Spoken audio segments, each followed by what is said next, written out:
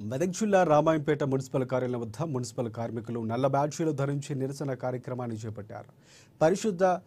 పారిశుద్ధ్య కార్మికులకు గత 7 నెలలుగా ఈఎస్ఐ, పీఎఫ్ డబ్బులు చెల్లించడం లేదని, సకాలంలో వేతనాలు ఇవ్వటం లేదని నిరసన తెలిపారు. తమ సమస్యలు పరిష్కరించుకుంటే ఈ నెల 20 నుంచి సమ్మె చేయబోతున్నట్లు వారు తెలిపారు. మున్సిపల్ కమిషనర్ నిర్లక్ష్యంగా వ్యవహరిస్తున్నారని వారు ఆరోపించారు.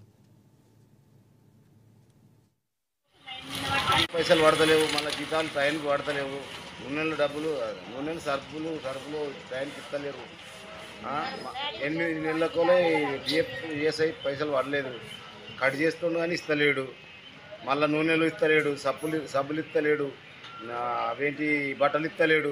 కమిషనర్ వచ్చిన మొదలుగా మాకు మొత్తం మరీ ఘోరం అయిపోయింది సార్. మాకేమి సంబంధం లేదని మాట్లాడుతుండు. ఏది అడిగినా మాకేమి సంబంధం లేదు అంటుండు. పని చేయాలి. పొద్దుగల నుంచి 5 గంటల నుంచి పొద్దుగల 5 గంటల నుంచి పొద్దున్న 5 గంటల దాకా సెలవులు ఇస్తలేడు. ఏమన్నా అంటే బెదిరిస్తుండు. ఇష్టముడు ఏ ఊరు లేకుండా పక్కకు జరుగురు అని మాట్లాడుతుండు సార్.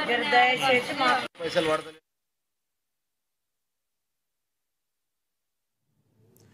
కామారెడ్డి పట్టణంలో ఇష్టారాజ్యంగా